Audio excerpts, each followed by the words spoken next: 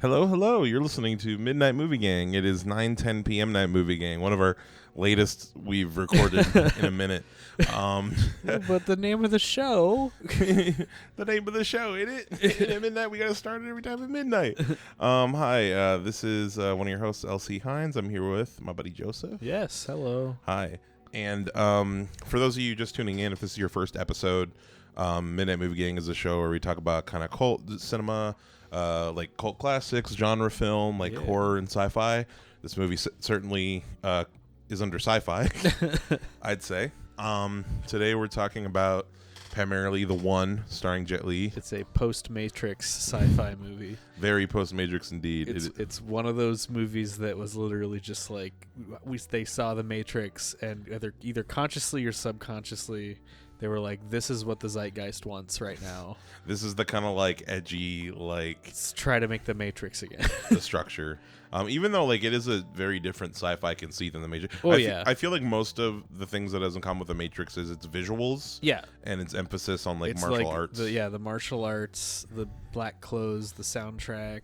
Mm-hmm. Yeah. The way it's shot. The like pseudo heady sci-fi. It's actually pretty easy to understand. Yeah, in this one. Yeah. This certainly is the dumb brain. The Wachowskis making this movie would have been very, very different. We were talking about the Nolan version of this movie. Yeah, that was one of the big things. Because it is like a Nolan concept. Like if you described it, you could see like it being a movie that he wanted to make. Yeah, like how this is the dumb guy version of that. Exactly. Like this is like if we haven't done a Tenet episode, but we always say with Tenet, there is a dumb version of Tenet. Yes. Like there's a dumb version of there are people and objects that go back. Yeah, no. Like whereas this is a different sci-fi scene. I want to see what the Nolan. Actually, would you rather see the Nolan version of this concept or the this version of Tenet as like the dumb version of Tenet? The Nolan version of this. Really? Yeah. That's interesting. Because I don't want to just see a worse version of Tenet. That's true. I'd rather just watch Tenet, I think. A less interesting version of Tenet. I feel like the smarter version of this movie was Everything Everywhere All at Once. Yeah. As far as like they were hopping on that multiverse train like way before. Yeah, that's true. That's why there's a 10-minute long explanation of multiverses at the beginning of this movie. Very true. They give you the whole rundown. Yeah. Although it is still I can't always begin to there's some weirdness with how the multiverse shit works in this movie, but we'll get into that.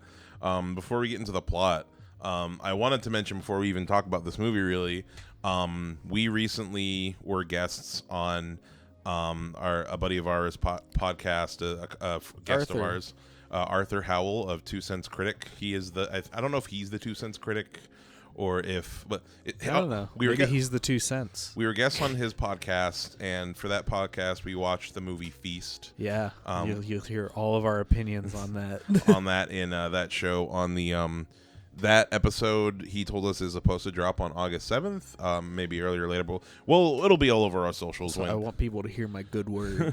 Good word about your suggestion. I want people to hear that, and I want people to watch that. Indeed. So please gotta go there to hear what it is. Please go check that out if it is past August 7th when you're listening to this. Yeah. But I wanted to talk a little bit about how since that episode I've watched the Project Greenlight season of that. So to briefly explain to the people, the horror movie Feast was the result of a kind of like documentary / reality TV series in the early 2000s called Project Greenlight. Yeah. And basically Ben Affleck, Matt Damon, and Wes Craven, the boys. Nightmare Blunt rotation. Yeah. Went out and basically the premise of this show is they find up-and-coming filmmakers, writers, and directors, and kind of help them get funding, help them find like a distribution studio to help fund the movie, and like each season is like a making of that the movie they selected, and the movie Feast is the most successful result of all of those. It's the only one. Which isn't saying much. Yeah. So the entire season of season 3 is on YouTube. I think the whole show, but season 3 is the only one I was looking for. All of it is on YouTube for free in one like big 6-hour video. And I've been watching it, and I'm almost done with it, and it's crazy. Like, yeah, he showed me a few minutes of it, and I'm probably just gonna watch the whole thing. yeah, it's like really interesting as far as like I've always been like a sucker for like I watch behind the scenes on like Blu-rays and DVDs, and like I love like stories about making of movies, and this is such an interesting version of that because like it's really weird to kind of watch a movie getting made in real time. Yeah. As far as like it's not like this entire experience was past tense. You know, like we're watching each step of the process from the director being chosen to it being cast, it being filmed, to the edit. So cool. You know, and like you see all of the people who are assholes and villains within that. It's such like it really is a nice little universal way to look into like the process of making a movie by a major studio, and or at least a mid-level, because the movie had a budget of like $3 million. And it was made by Dimension Films and Miramax, I believe. Yeah. Which is like the people who did the Spy Kids movies and some like horror movies of the time. Fun fact, that's not the last time Spy Kids is gonna be brought up in this podcast. Very true.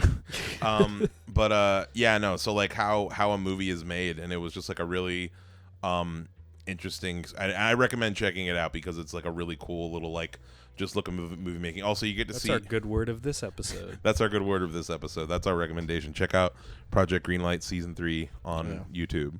But yeah, let's get to the one. So, Joseph, what has been your experience with? What have you seen Jet Li in other than this? How do you like know of Jet Li in anything else? Man, I think I saw him in a martial arts movie that came out like I don't know, probably early 2010s. I don't remember what it was. I thought I saw it in the theater. Mm-hmm.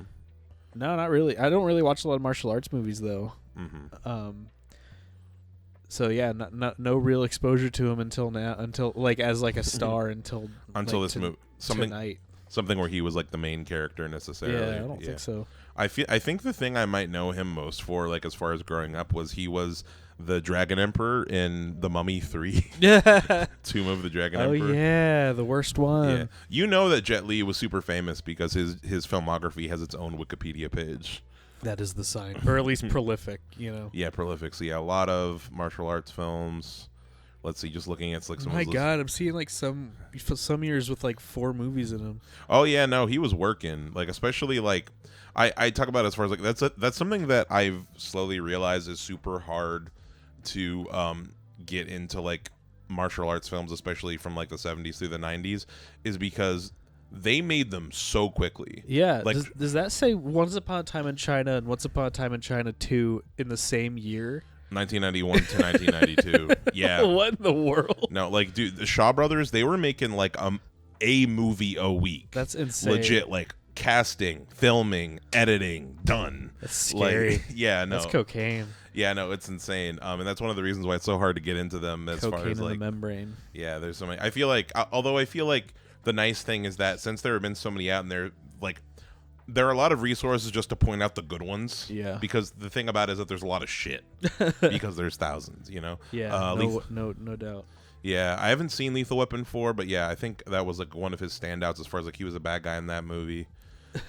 Hero is a great movie that he's the main character in. Oh yeah, he's in the Expendables 2. He's in the Expendables 1 as well. He's like one of the main. He's Badges of Fury. He's one of them. Oh, I think that's the one about Expendables 3. Yeah, Mulan. He was Good for him. I haven't seen a single Expendables movie, live nor action. will I ever. Yeah. 2 isn't that bad, but Okay. that's really 2 is like passable. Like 2 is like the best of the concept brought to. Isn't the concept just aging action stars? Pretty much. Yeah. Just like bring all the 80s and 90s action stars back. This movie and The Mummy 3 are probably what I know Jet Li most of, and I feel like it's interesting because I feel like he kind of occupies this, like, in my head, he occupies kind of like the secondary martial arts star space. Like he's in a weird area between like when you think of the martial arts guys, Jackie Chan's the king in America, at least as far as what people know. And then you get down to like Jet Li and Donnie Yen, I feel like are in a similar bubble. Like Donnie Yen's known for the Ip Man movies and stuff, and like Rogue One and whatnot. And so like he's always been around. And yeah, so as far as like before we get into the plot breakdown, we can talk about like the basic premise of this movie. Yeah. It's honestly, being a modern movie audience, it should be pretty easy to understand. Yeah, especially with all the multiverse shit you're exposed to. Wasn't back then, apparently. Yeah. So in this movie, it's dealing with multiverses, and in Dig on multiverses. in the world of this movie, there are exactly 125 universes, no more, no less. And there's Jet Li plays this guy who is evil, who is going to each universe and killing the alternate version of himself. Yeah. Because it makes you stronger. Exactly. When one version of you dies, the life force, the fucking metachlorians. It is a concept built for video games. Yeah. Like, you kill one, you get stronger, but your opponent for the next time is also going to be stronger. Yeah, it is literally built for we talked about go from universe to universe is literally just different levels. It's perfect. Yeah. Actually, you know what would be I had said that a sequel to this movie in a video game form would be good.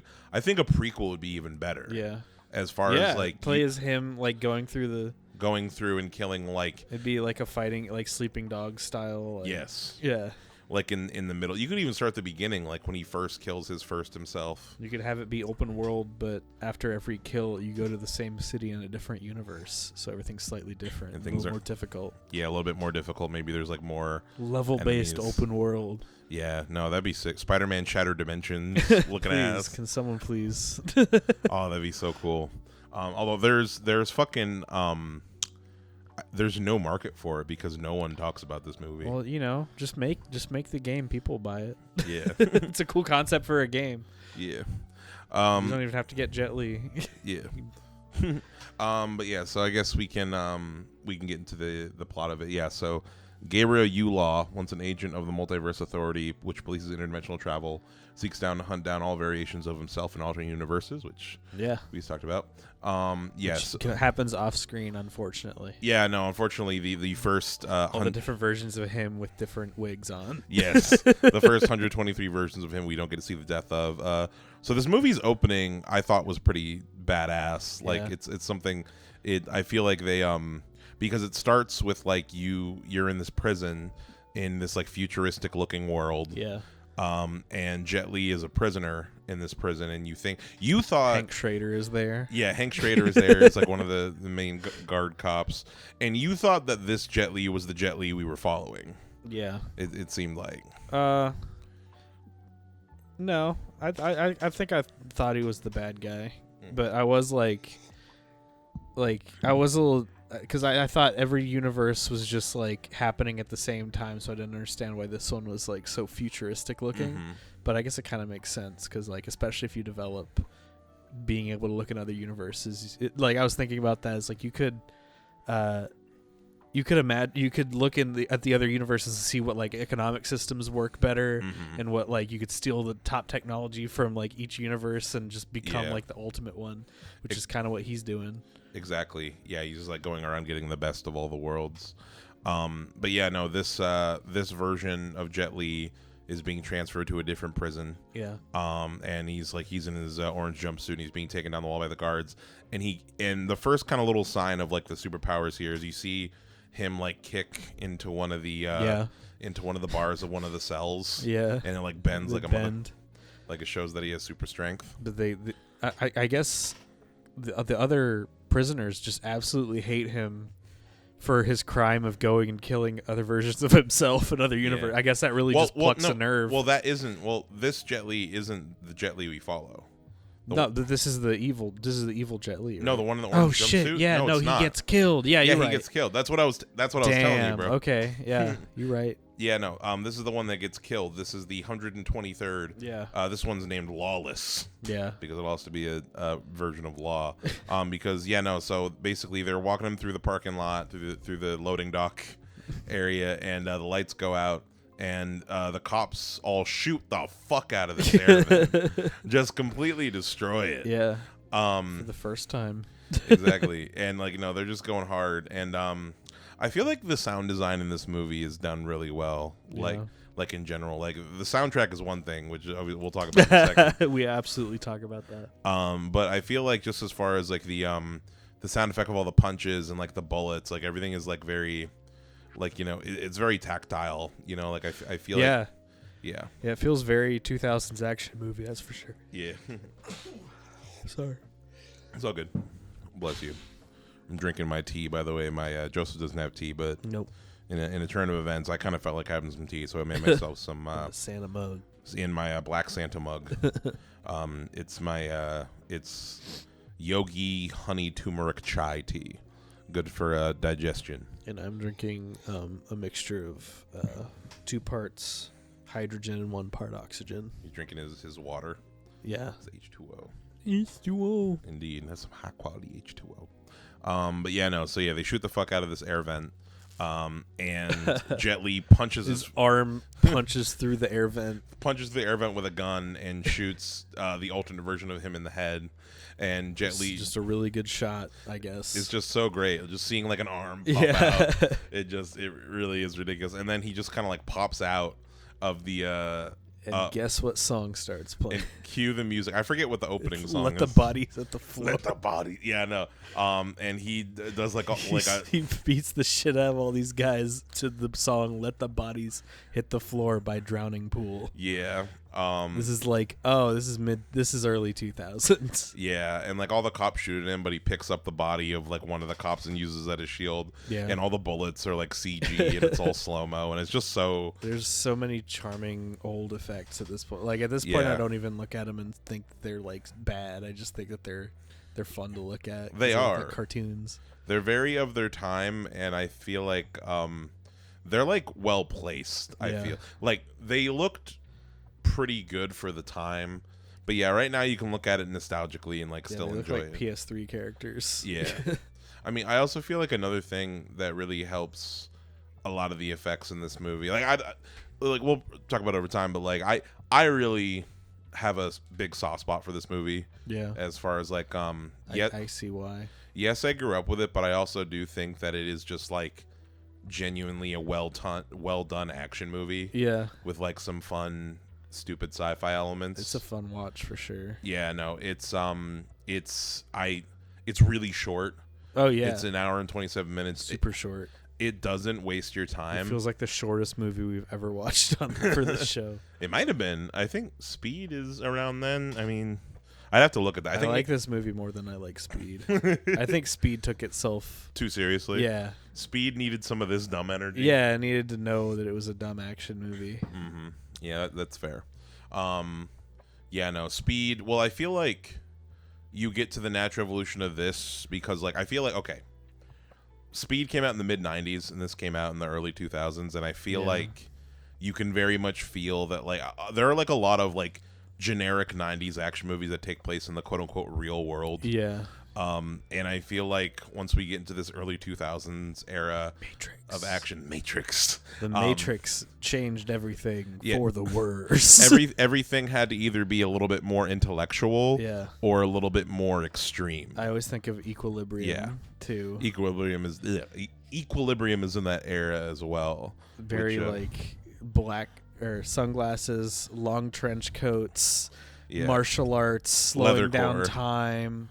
Like slow motion, big kicks, big jumps. 2002 is when Equilibrium came out, and this movie came out in 2001. So, Equilibrium's cool as fuck, though. I mean, it's boring for most of it. I've actually never seen Equilibrium. Just watch the action scenes on YouTube. And that's all you need. Fun fact: the director of the one, James Wong, also directed Dragon Ball Evolution. Hell yeah. That was his last movie he directed. And he never worked in that town again. And his only other 2 directing credits are for movies, are the first and third Final Destinations. Wow. I mean, that's a pedigree. Those are the best ones of this franchise. So that tracks. Wonder what happened. Who knows? I mean, I guess Dragon Ball Revolutions happened. Yeah. Or Evolution. Yeah, and I guess that kind of tanked his career. That happened and destroyed his career. I kind of understand why they would go to a director like him to direct an anime movie. Yeah. As far as like there are a lot of but then he made it as not anime as he possibly could. Yeah. He made it the most Hollywood thing ever, and he took away everything like unique about the IP. Yeah. And he homogenized it. Yeah. I mean, I don't know. I feel like a lot of it couldn't have been his fault. I haven't dug into I haven't watched Dragon Ball Z evolution, Dragon Ball since I was like a kid. Yeah. One of the producers is Stephen Chow, who worked on Shaolin Soccer and Kung Fu Hustle, which are both great fucking movies. Kung Fu Hustle. Kung Fu Hustle is fantastic. Now talk about that one is like an anime come to life. Like that's a really well done one. Same with Shaolin Soccer too. Sorry, let's get back into the one. So he kills himself. He beats up these guards so the bodies to the floor. He runs away. I could not believe that was real when it was happening. Yeah. He runs away from the cops on foot, and there's like a little zoom effect where like it looks like he's running real fast, and the cops chasing him like, oh, he's booking 50. Yeah. When he's very clearly just he basically is becoming the Doomslayer as he kills all these other ones. 100%. He's just getting stronger and stronger. Fast and strong. And he jumped good. Yep. He jumped real good. These two cops are about to ram him, and then he jumps up and like hangs some obviously rubber razor wire. Yeah. I'm talking about where he jumps onto the street light. Yeah. And then he jumps over some rubber wire. But yeah, and then we meet our two. I gotta remember these characters' names. We meet our two interdimensional cops or multiverse cops. Jason Statham as Agent Funch. They look extremely Matrix. Yes, they're in the all Matrix leather. Men in Black. Indeed, they are. And Delroy Lindo as Rodecker. They're wearing the dark leather full length trench coats. Yeah. And Jason Statham is doing the worst American act. Like he's doing like a James Gandolfini, but also slipping into Cockney British every now and then. Mm-hmm. Like, I don't understand why they didn't just let him do his accent. I feel like his accent is half his selling point as an actor. Yeah, like that's like his voice. That voice with that accent is like him as a brand. He's like Butcher from The Boys. His voice is like it very much. I feel like he could have been. If they made a movie of The Boys, he could be a good Butcher. But he's bad in this. Yeah, no, he's doing these like crazy faces that don't match the rest of the movie either. No, and he's acting like a cartoon. They also give him like a lot of the he at one point in the movie he gives good Jet Li the whole multiverse speech of like it's when two dimensions come, and he's folding the fucking newspaper. We're like, doing this. Yeah, they do the multiverse thing, and they give the dialogue to him. Which not the greatest choice, but yeah. So he's chased down by them. He's like the secondary protagonist in the movie. Yeah, that's true. It's weird. He's the only other character that has any kind of. He has like a little bit of a redemption, or he has like a little weird arc where like he doesn't want to disappoint his partner. Yeah, who's like his superior, like his elder or whatever. Yeah, it's weird. It is weird, and they kind of rush through it.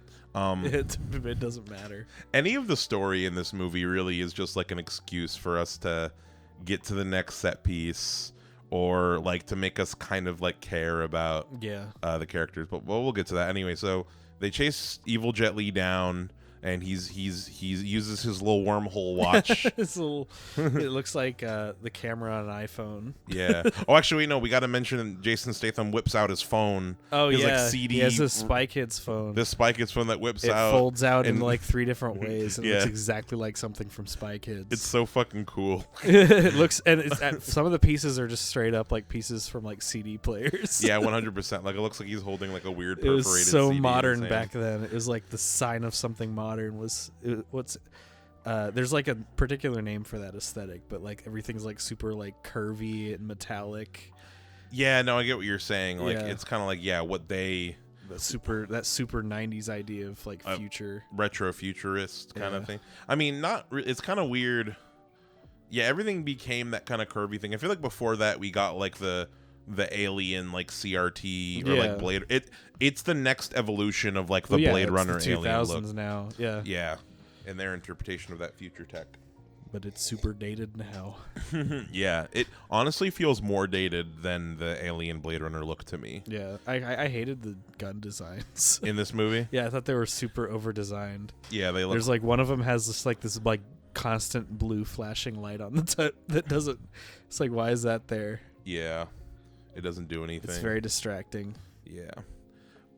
So then they travel through the dimensions through the dimensional watch, and it's like a crazy effect, and they're shaking their heads all crazy. They're going you can see they're just shaking their head, and they sped up the footage. And it very much like The actual quality of the effect, yeah, it looks like a PS3 graphic. Like, it's it looks pleasing to the eye, though, in a weird way. It really is. Like, I think when it comes down to it, I think the animation is really good. Yeah. And, like, the performance, because they're, like, screaming and their bodies are being torn apart. And the CGI in this movie, and I don't know if you'll know what I'm talking about, looks exactly like the Doom 3 iteration of the id Tech engine. And like maybe like Wolfenstein 2009, like that that like super like weird glossy look to the graphics. It's a very specific, because I don't know why I know the way these look so much. Yeah, no, I understand. It's just super like smooth, shiny. It's like too glossy. Yeah, it's like too. I get what you're saying. I love that look. Whenever like so nostalgic. Yeah, whenever it is weird that like we are nostalgic for these kind of effects. I just love Wolfenstein 2009. Yeah, we're nostalgic for these kind of effects when like I feel like I always at least talk about how I'm such a proponent for practical, but like with a lot of the concepts of what's going on in this movie, you couldn't do them practically. But like, yeah, I think it comes down to the animation, did like stop motion or something. Yeah, the animation and the performance, and then just the design of it. I think just all like comes together. I feel like this movie has a very consistent vibe. Yeah. Like, it really knows what it is. You know what I mean? Yeah, it does. It's like it's a ride. Mm-hmm. And it like, I don't think it's self-aware, but it might as well be with how entertaining it is. Because it almost feels like a parody of this kind of movie. Mm-hmm. Just because it's got so many of the tropes, and it looks and feels so much like these movies, but it is like the pinnacle of this like post-Matrix action sci-fi movie. Yeah, it really just fits in so well. It's like the best example. Yeah, I'm trying to get back back in equilibrium. Yeah, I lost the one Wikipedia page. Here we go. So they end up in kind of like the main. They're in like the main universe, quote unquote, in the Alpha universe. So we're saying that like this. So the main universe where evil Jet Li and Jason Statham are from, or the Alpha universe, and this is one of the universe that knows about universes. Yeah. Because the thing is, like, some of the universes are quote unquote uninitiated. Yeah. But yeah, it's police. They have like the prime directive. Yeah, exactly. For some fucking reason. I don't know why you wouldn't just let everyone in on the secret. I don't know. So they're about to send to the Hades universe. Yeah, they're gonna send evil Jet Li to the Hades universe. And which is like a prison universe, which we see at the very end of this movie. Yeah, which we'll talk about then. But. Well, yeah, so he's about to be he's about to be sent, and there's kind of like a little. It's treated like an execution almost, where like there's witnesses that come in, and Jessica Rabbit or his presumably his girlfriend, Cara Leongo as let's see, Massey Walsh is the character, even though her name is Nader said. Yeah. But Massey Walsh is the name of her in this universe, and she's evil Jet Li's girlfriend in this world. She comes in wearing this like red dress, looking like Jessica Rabbit. Yeah. She looks exactly like Jessica Rabbit. Yeah, just 100%. She comes in the room. They cinched her waist. 100%. She looks like she get this like long male gaze shot going up her body, where they have like a little scanner, like a little metal scanner. When it goes over her boobs, it's like pretty much. It might as well have one of the guards just go ooga. Baba boo. Pretty much. But yeah, no, so Jet Li gives a little speech over how like I'm correcting the universe, like I'm Thanos. Proto Thanos. Yeah, pretty much. Just like I want to talk a little bit about Jet Li's performance overall. Yeah. Do you have any opinions on his performance, as good or bad? I thought it was Jet Li. I think it was like below a C for me. Yeah. As far as his acting goes, I thought it was a little. I mean, I don't know. I thought it was fine. It didn't. Yeah.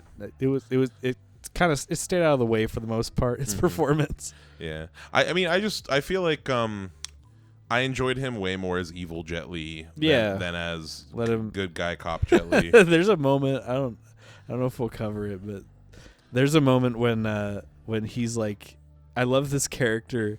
He's like flipping through the channels of In the the radio, car, and he's like, ugh, I hate all this music. And then he finds this fucking new metal station, whatever. I don't even remember what song it is, but he's like, hell yeah, and this is the music for me. He's like nodding his head along to it. It's like, what the fuck? Yeah, no, the movie's supposed to like. The movie's like looking at the audience like, yeah, we know this is the cool music. Yeah, like here's the thing.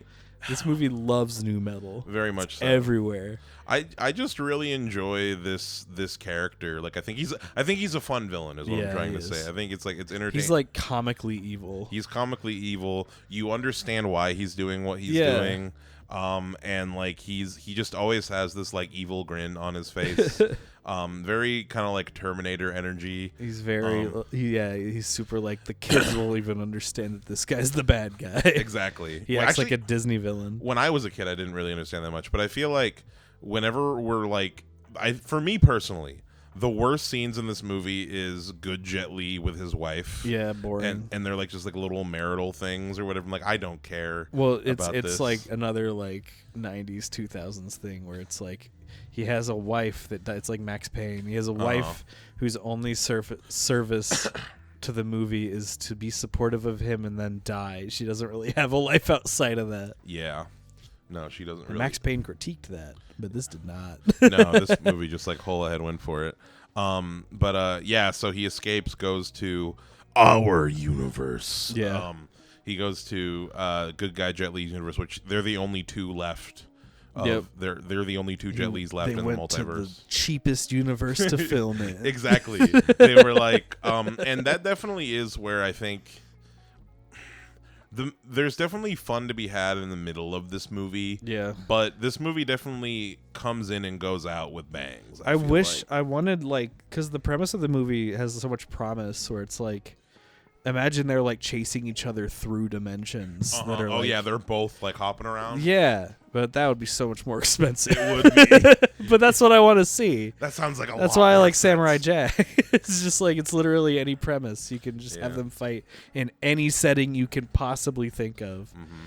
Yeah, but it feels wasted. This would make a really good this might sound stupid. Like a 90s high budget and like an Akira type deal. Yeah. Like Akira type anime movie. Yeah. As far as like, just have the same premise but with animation, like you were a bit less constrained in terms of like what if you did this with like a Spider-Verse type of like 3D animation? Ooh, that would be really cool and make something like. Because that's what I was thinking.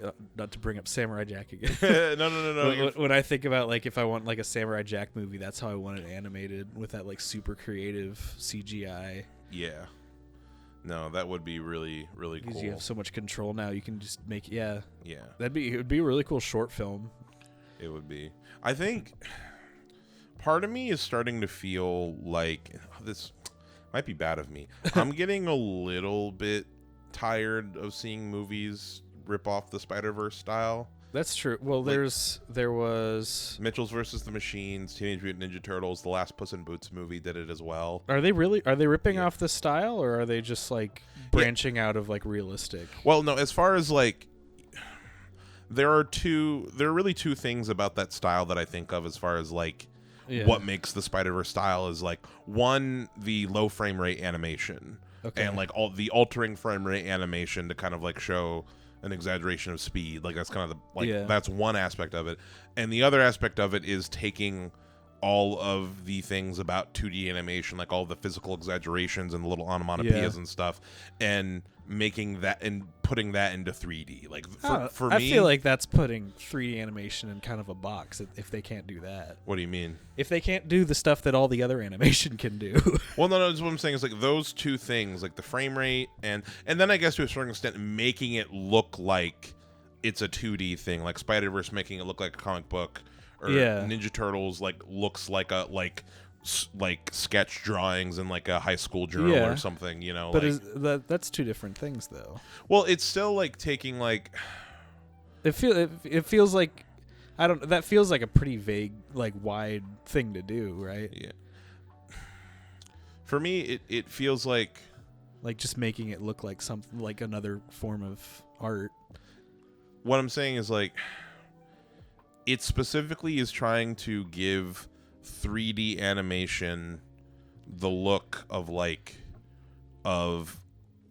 physical art, as far as look like paper, almost, you know what I mean, like look like it's a comic, or look like it's physical drawings, you know, like that's really more, or like Last Puss in Boots, and what Wish was trying to accomplish is like a kid's like fantasy book, or something, like a princess and princess, like Brothers Grimm kind of like thing. But to me, that feels pretty different from making it look like a comic book. Yeah, no, I mean, I get what you're saying there. I feel like anything branching out of like the realistic like Pixar look, you're gonna be trying to emulate some different kind of art. Like you're making something entirely new is gonna be pretty tricky. Yeah, I don't know. For me, it all feels like it spawns off of Spider-Verse. I do think Spider-Verse like started a trend. I'm pretty happy with, like, the reason I'm pushing back is because I'm happy with like 3D animation doesn't just have to look like a Pixar movie anymore. Like we can branch off and make it look like other stuff and like take advantage of the medium. Yeah, no.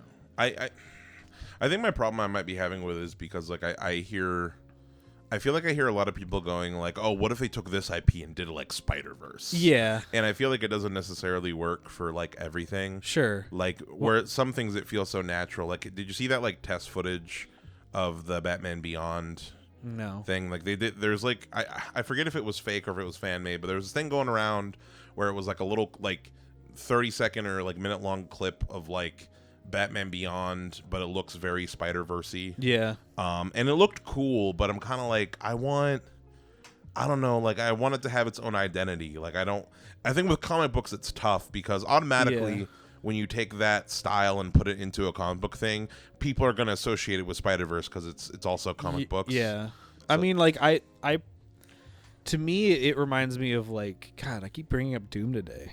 It reminds me of like when first-person shooters started coming out, everyone called them Doom-likes. Mm-hmm. Oh, yeah.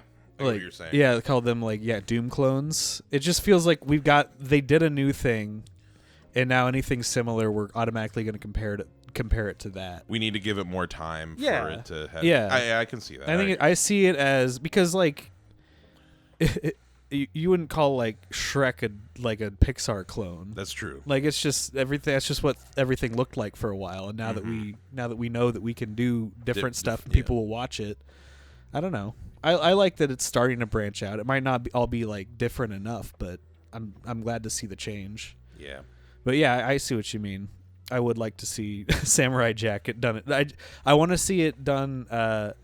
Not in 2D animation, in 3D animation, but I don't want it to have it be like realistic looking. Do you think that a live action Samurai Jack is possible? I don't want it because the art in that show is like half of why I like it. Mm-hmm. Like the very like exaggerated art style. And we were just talking about the other day how like something that's really unique about Samurai Jack is that they can really take inspiration from so many different literally sources. Anything, like from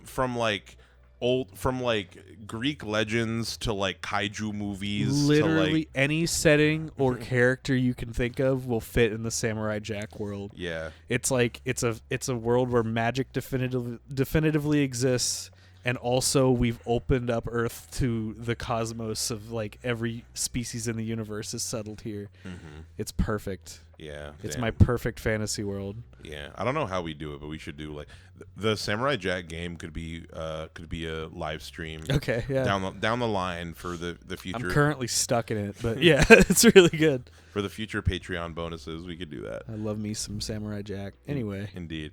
Where are we at in the one? Oh yeah. So yeah, good guy Jet Li. Oh, we didn't even get to see it. So, goddamn. So he gets to our Earth. We meet good guy Jet Li. It's kind of like they're repeating the setup of the opening with the prisoner, but like now good Jet Li's the cop, and bad Jet Li tries to kill him, but good Jet Li chases him down. Yeah. And he's all like spooked when he sees him. The good news is you're not crazy. Yep. Is the fun line that we get. Indeed. Jet Li towards Jet Li. I feel like we got to go through more of the movie before I ask this question. But yeah, so I think that the next thing is that good Jet Li goes home to his wife TK, who's a veterinarian, and they have like a little discussion, like, oh, you just hit your head, honey, like, oh, like you should go to the doctor. She doesn't believe him. She doesn't believe him that he saw himself or whatever. And then we get a scene where I really love this scene where he goes off in his little like Tai Chi room, where he does some water. He like is like practicing like soft flowy kung fu. We get and it's intercut, a simultaneous Jet Li and Jet Li training sequence. Yeah, where evil Jet Li is like doing really aggressive training. Cut between them as they both fight nothing. Yeah, and they're really just like showing the balance between good and evil. And like they really thought they really thought they had something. they really this movie really was written by a bunch of meatheads. Yeah, it's a jock movie for sure. Yeah, who went and saw The Matrix and was like, "Oh, what would be cool?" It's a very 2000s dude movie. Yeah. Like a guy wearing this tiny sunglasses with his spiked up hair thinks this movie fucking kicks ass. Yeah, no. It is very much in that like meathead with his soul patch chin strap vibe for sure. So what I was gonna ask is, how do you feel like they handled the effect / like just the workings of like having two Jet Lis in the same scene? Sometimes it worked, and sometimes it really just did not feel like they were in the same room at all. Yeah, no, like oftentimes I feel like for most of this movie, you straight up don't see them in the same frame. Yeah, like it's very much like they're in opposite ends of the room, so the camera switches. I think what helps is that they do a really good job with like with the continuity of the action. Yeah, as far as like, and I wonder kind of how that, because like there's scenes where they kind of flip back and forth in the same room, and like somebody shot something over there, there's people running over here, and when we flip, we get a nice amount. I think that's a lot of what helps, is that like these rooms that they're in where they're with each other aren't just static. Like there's things blowing up, people running away, like explode. There's some weird effects happening here and there, but I think most of the bad of doubling effects and like the face transpositioning comes at the end during the big final fight. Yeah, I think is where the worst of it happens. So they do some training. Good guy Jet Li goes to the hospital to have an MRI. Yeah. While he's in the MRI machine, bad Jet Li comes out of the corner, and the bad Jet Li. I'm not gonna remember. It's like you gay blah, you law, lawless. Bad Jet Li comes in and threatens to kill the MRI technician, who like really is just trying to like get through his day at work. Yeah. Like all the hospital staff the are guy like, kind of looks like Buster Bluth. Yeah. Then Jason Statham and Delroy Lindo pop in. They have a little shootout. Good guy Jet Li hops out. The gun gets stuck in the MRI with the magnets. The gun gets magneted into the MRI, which is pretty cool. Yeah. I don't know if that's exactly how that would work. I think it is. It's an interesting setting for an action scene in an MRI room. Yeah, I haven't seen that before. Yeah. Yeah. He slides in it. He slides out. They use it. They utilize the space. Yeah. I feel like there are some pretty great just action sequences. I'm mostly thinking of the hospital scene from Hard Boiled. Yeah. How that's true. They fucking destroy that hospital. Yeah, the MRI shoots out smoke at some point for some reason. It just like shoots like steam it's a steam engine for some reason. And it gets really atmospheric in there. No fucking reason. And they see, unfortunately, both the Jet Lis are wearing the same all black fit. Yeah. Like good guy Jet Li could have just changed his odds clothes. of that. Yeah. And they see bad guy Jet Li on the cameras, and then shock, they think it's good guy Jet Li. And when he runs into his wife and his cop buddies, they think that he's been doing all this violence, and they think that like, are you okay? Like they think he's mentally unstable. And then there's a really funny scene which feels very Jackie Chan, as far as like Jet Li like kung fu's and like handcuffs them all. Yeah, that does. It felt together. It felt like way lighter than every other action scene in the movie. Like it felt like a comedy Jackie Chan. Exactly. Like it felt stunt scene. It felt very like it was well done and it was funny, but it definitely he cuffed them all up. Didn't necessarily match the tone. I think that if this movie was rated R, I feel like it would have stood the test of time much better. Yeah. Because it is like, the fight scenes are cool and the action's well done, but it is it is very. There's no blood in this movie. I don't. When he picks up those two motorcycles and and smashes that guy, it would have been a lot gorier. Exactly. I mean, there was no gore. He just kind of stood there like, ugh, and fell down. Bless you. Yeah, they like bent the. He like bent the motorcycles. Yeah. He was like a Terminator. Yeah, no, but I want the Grindhouse version of this where Jet Li, because he's got super strength, like I can just imagine him just punching through people and shit. And tearing people's heads off. Exactly. Tearing their spines out. Mortal Kombat shit, you know? Like I want evil Jet Li as my my main character in Mortal Kombat. Yeah. Sorry. But yeah, there's a little hospital action scene. Both the Jet Li's escape. And good guy Jet Li tells his wife TK to meet him at his at their house, which her name is TK. Tonky Kong. Tonky Kong. I don't think they ever say what it stands for. I think she's just TK. One second. Yeah, Carla Gugino as TK Law. And then she's Dr. Carla in the Vet universe, which we'll get, or the last universe we'll get to. But yeah, no. So there's a little scene of tension where she's in her house, and there's cops in the house, and there's a Jet Li in the roof being like, "Honey, give me my gun." Yeah. And she does a little fake out, which you caught on to right away.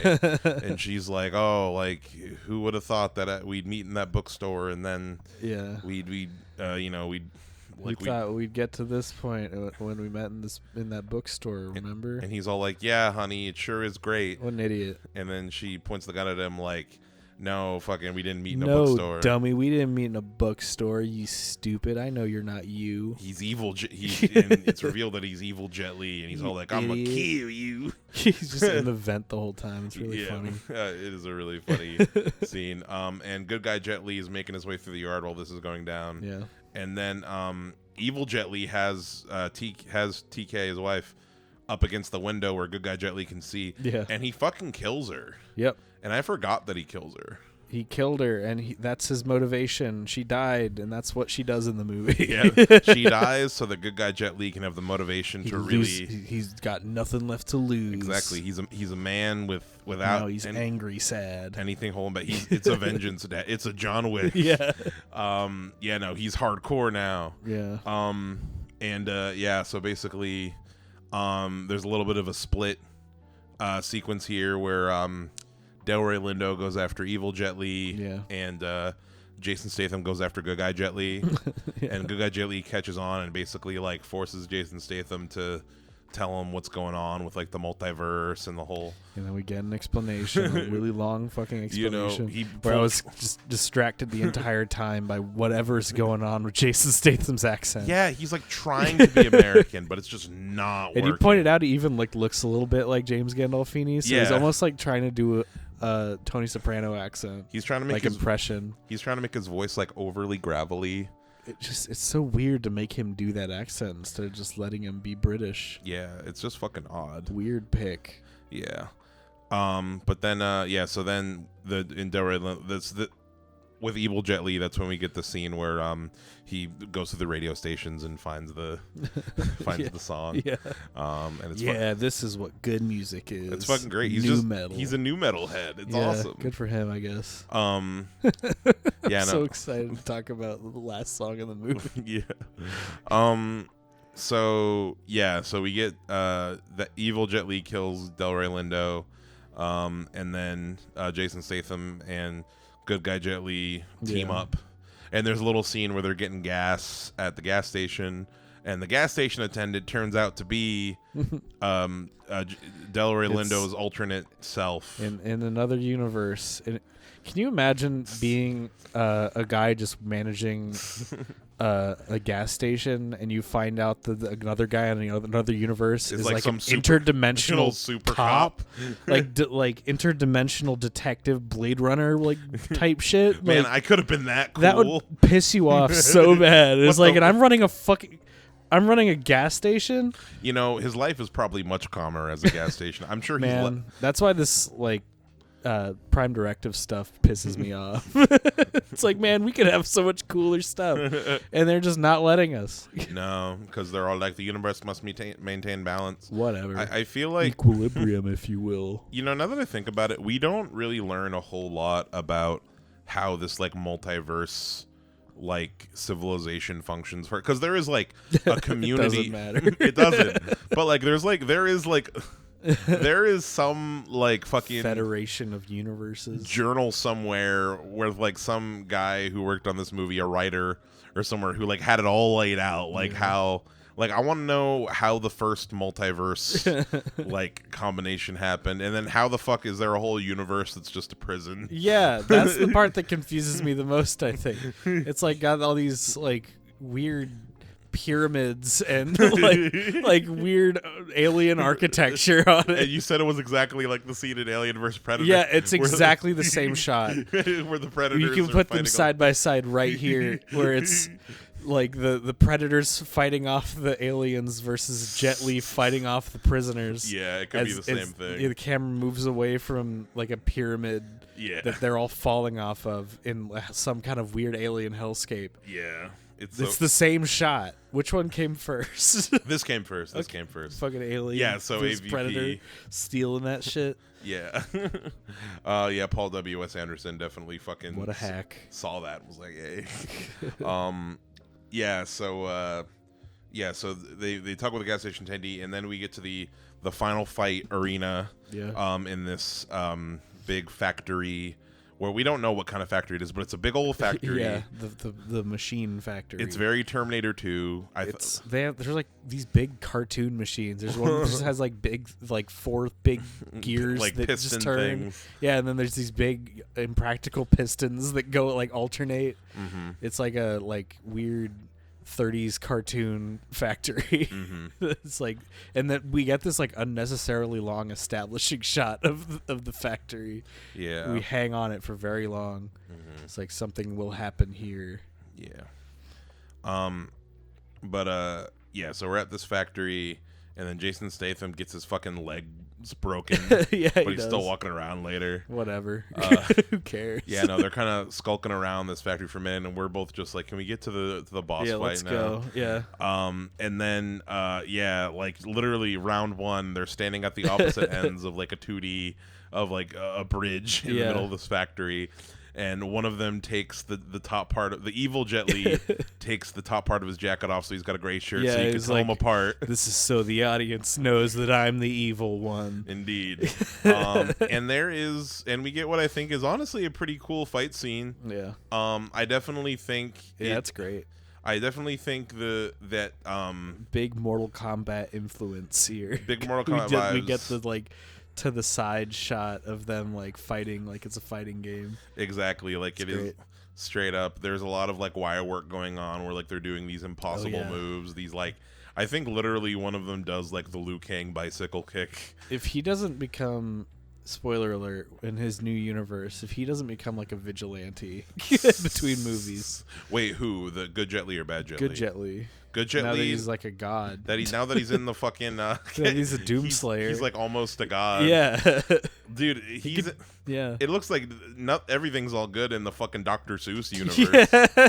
Also, presumably, there's a lot with the ending, but presumably there was another alive Jet Li in that world. Probably the one with the blonde. Yeah, beach and he hair. got killed. And he got killed within the last 2 years. It almost definitely was the one with the blonde beach boy hair. That's exactly the one I think.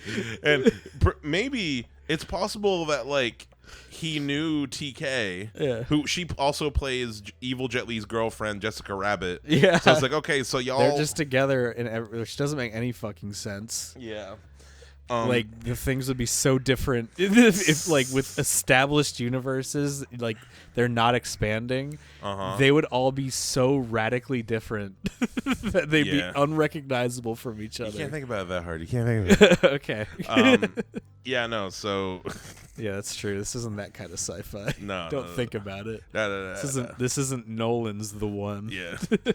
They have this cool fight scene. There's a sick part where they destroy one of the big piston machines, and it's like shooting out a bunch of sparks and embers. Yeah. And it is a really cool visual. Like So whenever Jet Li fights super fast, one of them fights super fast in this movie. Yeah. Everything around them slows down, and in this scene, Oh there are all my the god, this was like most of this movie I liked like sort of pseudo ironically, where I'm like, hell yeah, this is so cool how like 2000s it is. This scene is genuinely a fucking sick idea. There's these sparks flying all around. And they have a fight scene, like they're moving at normal time relative to the camera, but the sparks are moving in slow motion all around them, so it's like you are with them on their speed level. It's such a cool concept, and it's a little bit cheesy, but it's like I'm vibing with it. I'm like, I'm there. Yeah, same. No, it's a very cool scene visually. Like once again, built for a video game too. Very much so. I think the two things that that lend itself to the action in this movie really well. One, there's none of the shaky cam bullshit. Oh my god! Like, yeah, you're right. All of the action. Yeah, like all of the action. And this is around. When did the first Bourne movie come out? Because fucking Bourne Legacy. Bourne ruined everything. Yeah, no. Equilibrium didn't have that. The Matrix didn't have that. We can fucking see everything. Shrek didn't have that. Yeah. What other movies have we brought up? Spy Kids didn't have that. Oh, not Bourne Legacy. Bourne Identity. Bourne Legacy is the one with Jeremy Renner. Well, yeah. Bourne Identity 2002. Yep, a fucking year later. Yep. a year Blue later. And orange. And and Matt Damon ruined everything. With Feast. Indeed. It was all his fault. But yeah, so yeah, no, the smooth camera work and just in general, like, you can tell for the most part, like, it's Jet Li doing all of his own stunts. Oh, for sure. Like, you know, he comes from the same background as, like, a lot of these martial arts guys over there. Like, they're just so physical, and the shit they can do with their bodies is just so... It's fun to watch. Yeah. What do you think... In your opinion, why do you think the trend of, like... I feel like for there was this period in like the mid 90s to like kind of early 2000s where like martial arts actors and like martial arts were like a heavily implored part of action movies. Like there was kung fu all over the place, you know. As far as like, and I feel like it kind of stopped at a certain point in action movies. And like, why do you think that is? I think they kind of fizzled out because I think that people just kind of lost interest. Hollywood kind of found its groove with like superhero movies, I think. Like it kind of found like this is the kind of action movie that people want to see the most, so let's just make mostly these. I'd also argue that Transformers killed it as well, as far as like... So as far as like having two things fight in a movie, they were kind of monopolized by these big, huge CGI movies. Yeah, I was based on IPs. Yeah, like it became more about... Action movies became less about like how much cool shit can you have on screen, but like how much VFX can you shove onto the screen? Yeah. Like how good can your CGI fill the rest, you know what I mean? Yeah. Yeah, no, it definitely, that's probably part of what became a trend. I watched a video about this actually talking about why kung fu kind of, like why martial arts fell out of American cinema, action cinema. And a part of it is just because the Asian film markets started just producing shit for themselves as far as like more theaters opened up over there and like things kind of like modernized like more over there, so like it became a much more legitimate market to sell to. Therefore they didn't spend as much money on like trying to promote for American audiences or like audiences outside of that region.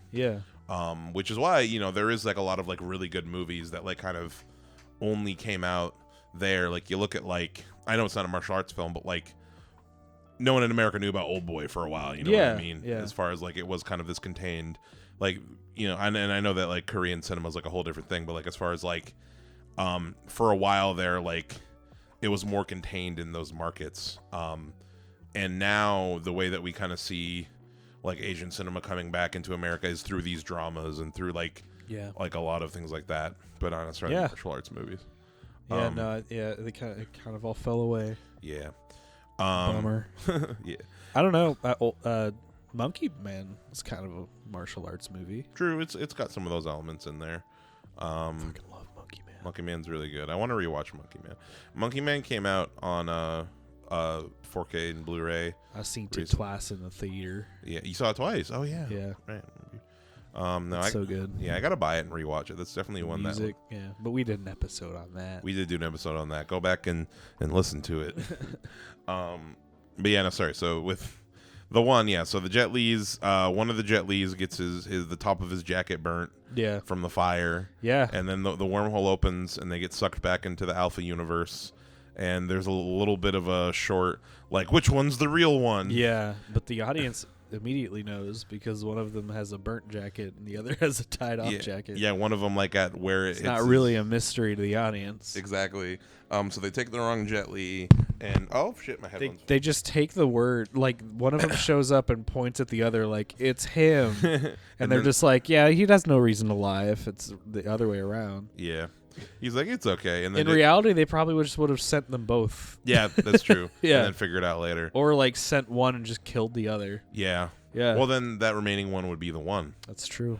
That's the whole thing. Is just that they just throw them in prison, I they guess. Throw them both in prison. Yeah. And make sure they die at exactly the same Send time. them to the prison universe. Why just put them in a prison in your universe? Yeah. Well, they got to make sure that that's an extra high tech, like locked up prison. They send all the homeless. How you gonna get out of there? Yeah, they do send all the homeless there. People to that universe. Yeah. What do these people do? Yeah, I'm sure that like I don't think they like killed 123 people. I'm pretty sure the standards of law in this like fucking fascist ass Starship Troopers multiversal like civilization. What did they do to get damned to hell by society? Yeah. So Jason Statham sees the fucking tan line of like where his good guy Jet Li's wedding ring was because he took it off. He's such a loyal husband. Because he's such a great husband and recognizes that that's good Jet Li, and he's like, oh no, it's him. So they send bad Jet Li to the Hades universe, and then they send good Jet Li. We see this first. They send good Jet Li to the Dr. Seuss Cat in the Hat universe. Yeah, where everyone's it looks like exactly like the Cat in the Hat movie. The way everyone's dressed, the way the cars look. The cars are really. It also looks looking. A little bit. It's sort of between that and Back to the Future too. Yeah, you're right. I feel like if this movie had a little more money. Just a little That's more all money. I want. That's why I fucking. They could have even had. Remember Multiverse of Madness? Yeah. It's like, wow, this is really cool, and then we're just gonna hang out in one universe for a little while. That's what I'm like. What? You're not giving me what I came for. I would have even been cool with like a sequence like where the Jet Li's like a 20-minute sequence where they're hopping around to a bunch of different universes. Yeah. Like they run through like I don't know like a medieval looking one. Yeah, exactly. And maybe like a fucking I don't know, like a really like wasted premise. Yeah, they needed like $200 million more dollars. Underwater mermaid universe. I don't know. I'm not. Give me Valerian vibes minus Valerian the writing. Oh my god, I haven't seen that movie since it came out. I saw Valerian. Watch it very high and ignore everything everyone says, and it's a really cool movie when you do that. Yeah, I haven't seen the movie since it came out in theaters. I have such a soft spot. I have such a soft spot for it, even though the characters are unlikable and the story is bad. Everything else is so fucking cool. It is very cool looking. Don't look up the director. All this Luc Besson. Yeah. Don't look him up, and it's a really cool movie. Yeah. But yeah, no. So yeah, and then good guy Jet Li runs. A dog gets hit by a car. Dog gets hurt. Yeah. And he brings the dog into the nearby vet's office. And what do you know?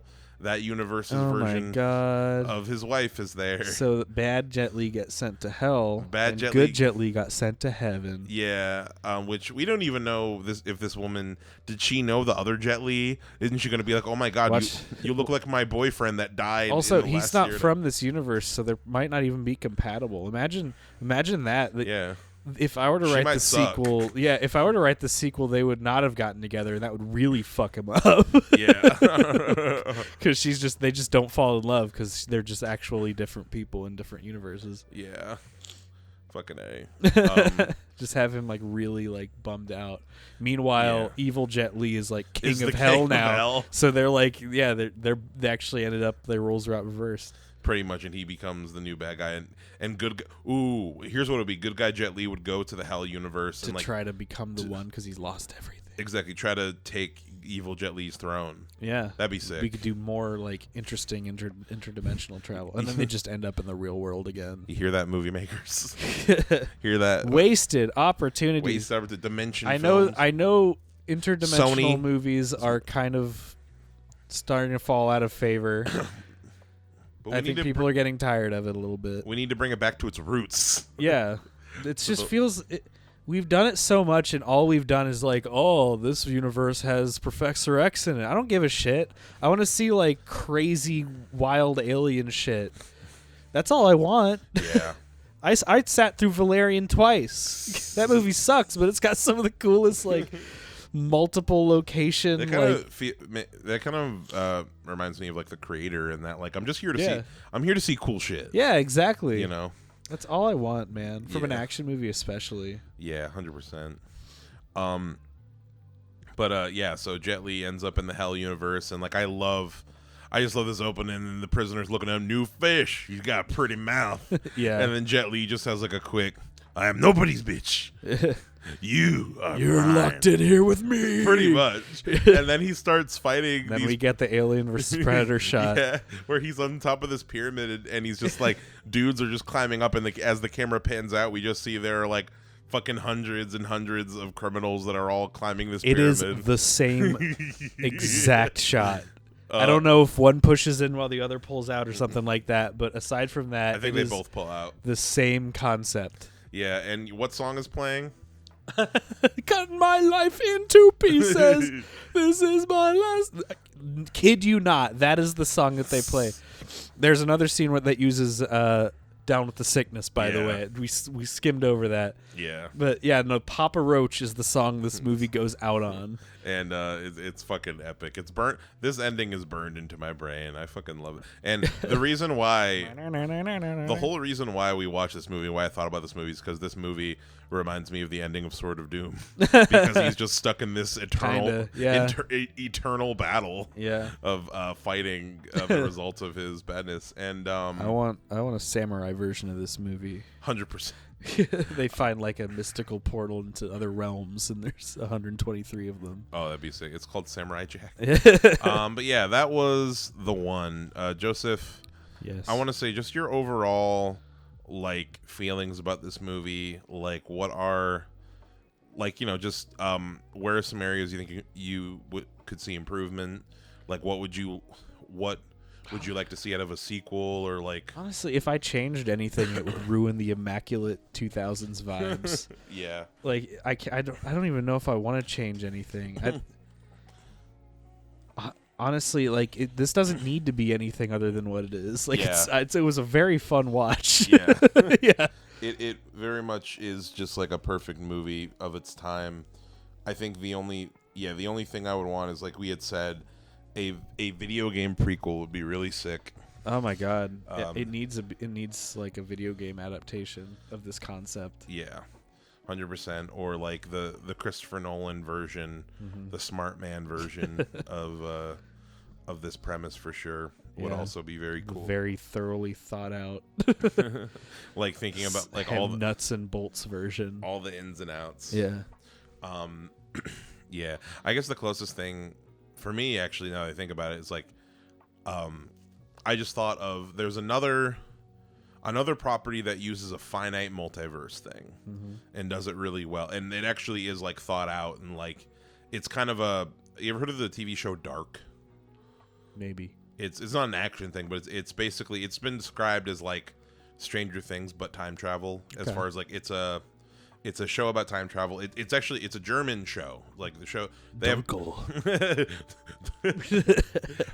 there is an English dub, but it sucks ass. But basically it's like in this small town in Germany, and there's some like weird time travel shit, and I think it had 3 or 4 seasons, and it wrapped up really nice. Like but like it dealt with like there's very specifically a finite amount of multiverses for this very specific reasoning. Yeah.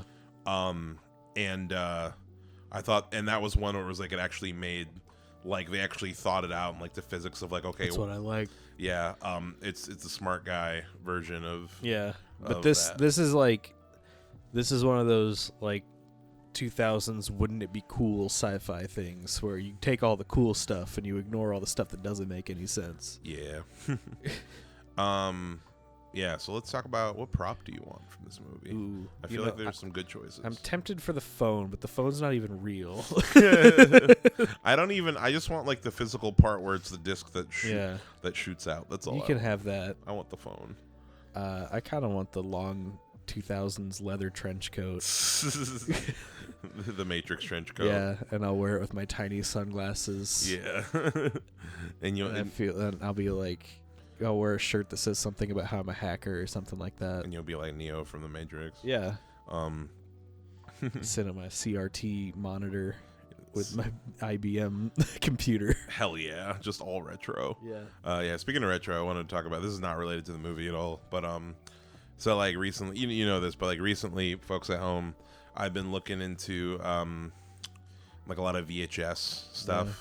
There's I've been following a couple of creators, people who basically take modern movies, put them on VHS, and like make these really cool custom covers with like retro looking artwork. Yeah. And make them look distressed, like they've been sitting on shelves for years. And one of the more popular ones out there is this one called Death by VHS on Instagram. You can check out his shit. It's cool. It's good art. And the reason I bring it up is because I've been like really thinking about getting into like collecting some, getting into this community. I was even looking at my Courtney bought me last Christmas this Alien light up VHS thing. Yeah. This like Blockbuster box thing. And cool. I love it, but it's not something that I would necessarily like collect. But I've just been seeing this come up a lot, and I know for a fact that it's becoming more popular because, and the reason I'm talking about this. So there is a creator on YouTube who, he also has a podcast, and I want to try to interview him on the show, and I think it's possible. He's got a much bigger following than us. Please talk to us. This guy, Jeff Rousseau, his channel used to be called Films at Home, and his whole physical media and like home entertainment is like his entire channel. Like he'll like talk about like he reviews 4K Blu-rays and like the HDR on this one is like, you know, so and so, you know, and like, oh, like the Dolby mix for this one is, you know, like that's his whole that's interesting thing. Literally today he uploaded a video talking about like this kind of like rise in VHS sales and like this resurgence, and he talked about Death by VHS and these other cool and I'm like, oh my god, it's not just me. Like, you know, like other people are going through this as well. Other people are feeling this vibe as well. And he was showing you need to nab yourself a VCR CRT combo. I do, but before they're all gone, dude. That's true. You might have to make those long drives. You know what? That's a good point. Yeah. Because it is becoming more popular of a thing. They're not making any more of those. No. Well, I mean, damn, if it become, he was saying that VHS is going to become as popular as like, or he in the video he said that like it's gonna be like vinyl, where it's gonna be, oh, actually, you know, a big one that I didn't know that is actually really cool. Walmart, like the company Walmart, is releasing specifically a like a special edition Terrifier 2 VHS as part of like a and it's not by like a small company, like it's like Walmart is doing this release. What? Yeah. Because that's weird for their brand image. Well, it's crazy because, you know, Terrifier 2 isn't exactly the most advertiser friendly property. It's crazy because Walmart, in terms of the physical media, which by the way, I don't know how I'm gonna do it, folks at home. So I recently, you'll see soon, probably by the time this episode, actually definitely by the time this episode comes out, we're launching MidnightMovieGang.com. Check out the website. A whole ass website. By the time you're hearing this, it should be live. It's got stuff I drawed on there. It's got stuff that Joseph drawed on there. It's got more stuff. And I'm trying to figure out a way to have it like something that you need to go to. And I want to try to bring physical media more into the fold of like the content of the show. Yeah. And like I don't necessarily, because it's, I don't know, like it's an important thing to me, and I feel like it's like a community that like would be really good to somehow get involved with on here. And I'll figure it out, but yeah. But like the reason why Walmart has that is because Walmart, so you know how Best Buy stopped selling physical media altogether? Yeah. Isn't that weird? All of the distributors and like all of the like, so Best Buy used to have the exclusive on steelbooks and stuff. Like Walmart took all of that. Yeah. Walmart is literally doing the same Steelbook stuff that Best Buy was, and they're kind of like re-expanding back into that physical media space. Wow, good for Walmart. Yeah, this giant evil company. Good for them. Yeah. Finally, a win for Walmart. Yeah. But it's just interesting, this whole like VHS thing, and the reason why I bring it up and the reason why it's hard to get into it is because, like I told you, what I understand about vinyl is like, if you have the right equipment, vinyl can be a really high fidelity format. Yeah. Like just as good, if not good, than like streaming or whatever. But with a VHS tape and like cassettes and shit, you're not gonna get past like a certain level of quality, that like you can easily surpass like on streaming or whatever. And it's just, I don't know, it's a weird one. But yeah, like you said, I gotta nab You gotta get you one. I gotta nab a VCR and a. If you want a road trip to get a VCR CRT, I'll join you. I specifically want. It's tough because what I specifically want is a little combo. I like no bigger. Yeah. I'm pointing at my Boss Katana amp. I've kept my no eye bigger out. than that. I was at an electronics store and they had a shit ton of VCRs, but no combos. But no combos. Yeah. How much were those VCRs going for? Yeah, look at the prices. $75. Maybe. $75. Yeah. That's another thing too, man. They're going up. I can't be. Yeah, no, for the exact reason I'm saying. But yeah. No, so this has been Midnight Movie Gang. Thank you so much for listening, folks out there. Yeah. Really appreciate thanks for all the listens. Thanks a lot for folks who listen and like and the engagement, and the comments. We just read some of the comments earlier and gave me the warm fuzzies. Yeah, there's people saying some nice things. Yeah.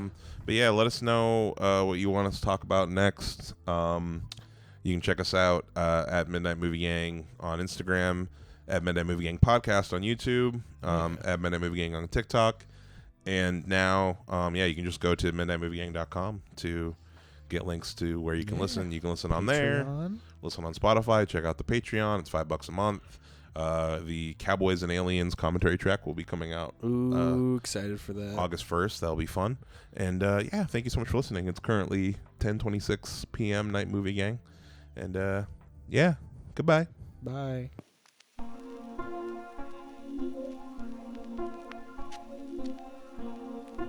So, here we go. Childish frustrations and complexes which the police are searching for James Todd, believed to be the lover of Miss Williams, and her partner in the horrible murder of Walter Cranston's buddy, and I'm here to hold on. Oh, please tell me where this going. Please tell me. Buddy, I don't know. How long is it? How long is it I got in here? 3 tickets to Albany on 6 o'clock train tonight. What do you think? Special agent.